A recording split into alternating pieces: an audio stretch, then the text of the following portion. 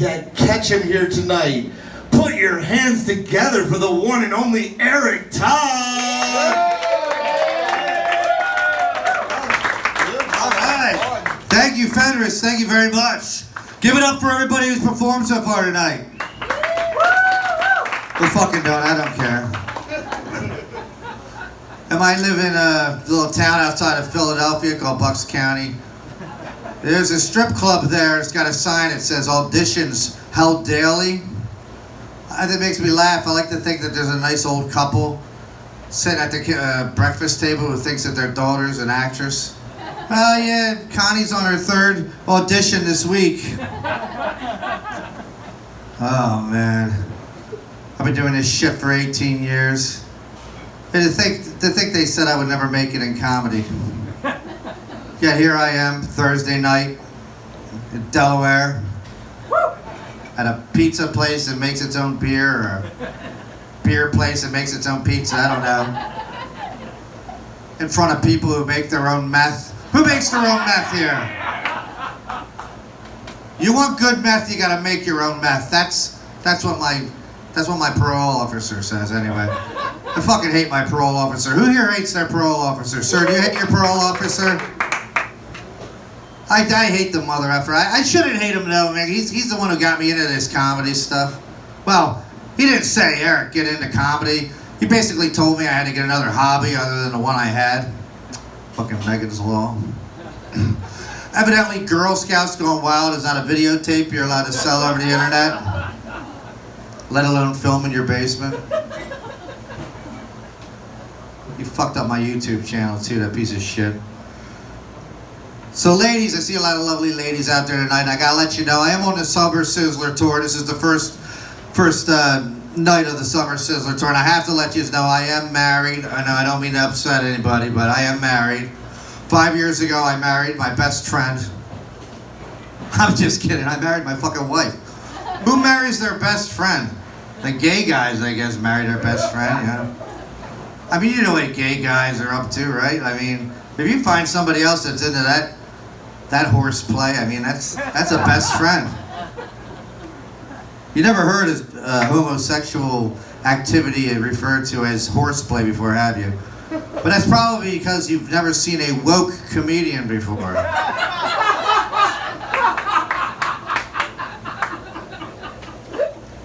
Me and my wife are also an interracial couple. She's Puerto Rican and I, of course, am a regular person. I have a 3-year-old son, and like any father, I dread the day where I have to sit him down and have the talk. You know the talk, where I tell him he's half Puerto Rican. I'm thinking of going with the good news, bad news scenario, you know, like, well, the good news is you get a parade. You probably thought I was going to say switchblade, didn't you? Because you guys are racist and I'm a woke.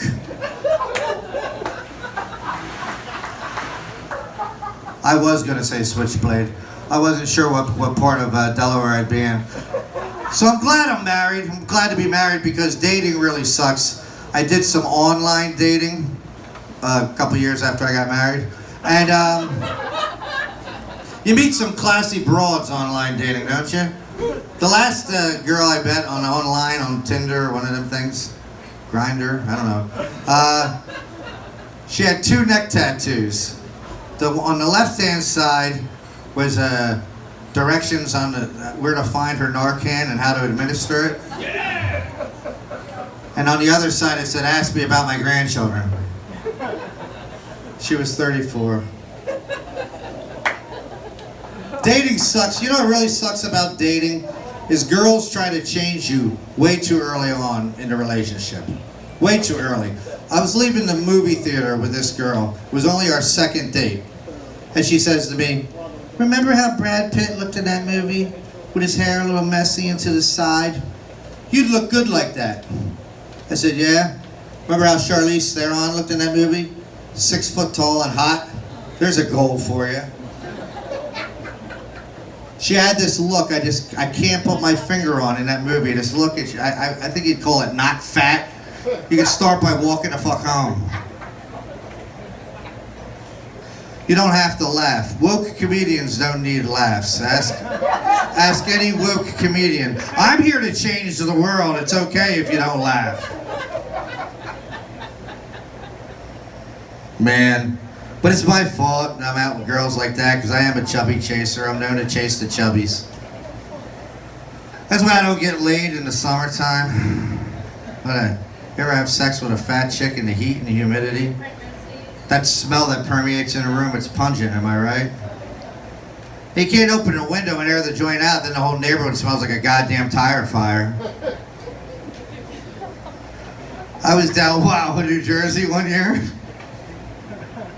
having sex with this fat chick, because that's what you do.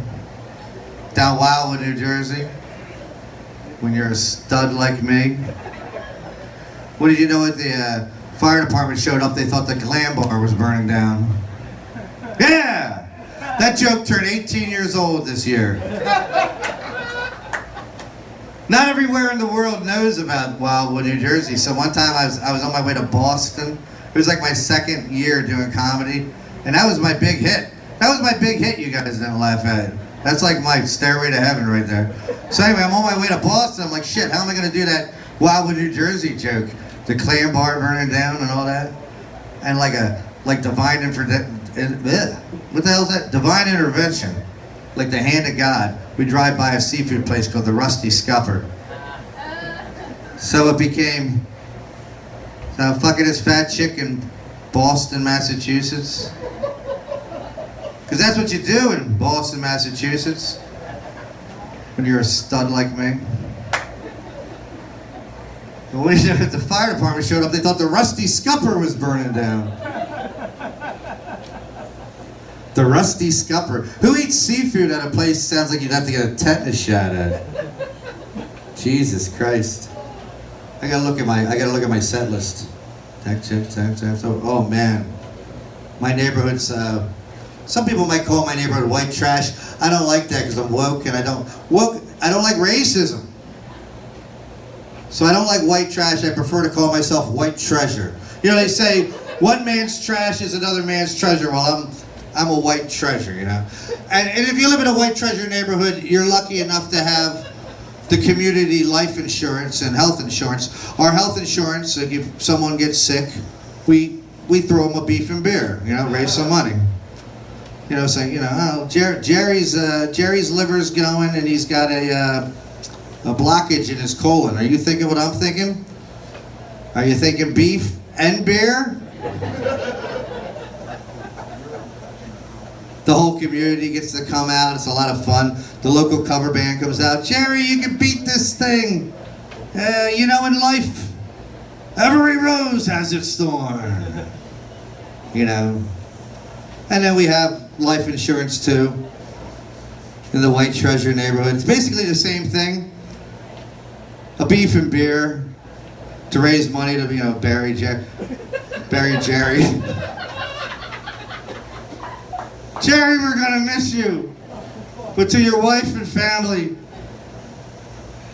you know, sometimes every rose has its thorn. Yeah, Jerry, you can beat this thing. No, this is the second beef and beer.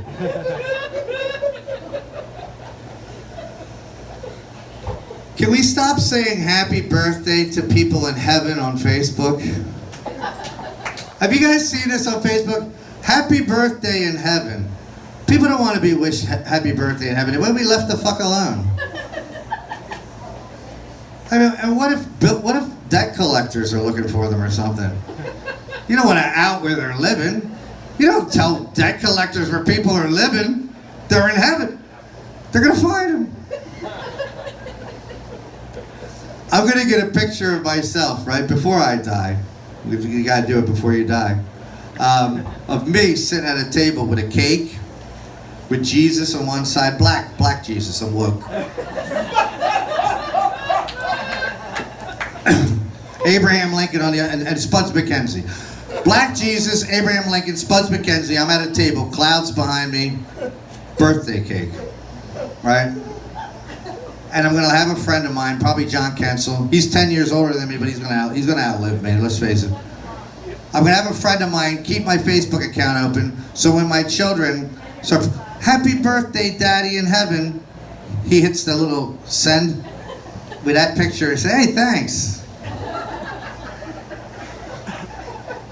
I'm just up here in heaven enjoying myself with Jesus, Abraham Lincoln, and Spuds McKenzie. It's sad that we just know Spuds McKenzie's dead because he was a dog. There was like no big announcement or everything. I feel like we should have gotten an alert on our phones or something. No? Like I said, you don't have, there's the thing about being woke, you don't have to, I'm like Hannah, consider me like your own personal Hannah Gadsby. No, you don't even know who the fuck that is. Anyway, listen. One thing I did learn about Wilmington, Delaware, one thing I know about Wilmington, Delaware, and I'd like to give you guys a little advice before I get off the stage tonight. If you pick up a hooker in Wilmington, Delaware, there's a very good chance the very next weekend, I'm sorry, I screwed this joke up. I can't end the Summer Sizzler set like this. Fenris, get up here with a ukulele or something. If you pick up a hooker in Wilmington, Delaware, and she turns out to be a cop, the chances are the very next weekend that same hooker is still a cop, so don't make the same mistake I did, okay? My name is Eric Todd. I love you, Wilmington, Delaware. Stay woke. I don't know, whatever it is. Somebody coming up or anything? Is there something happening?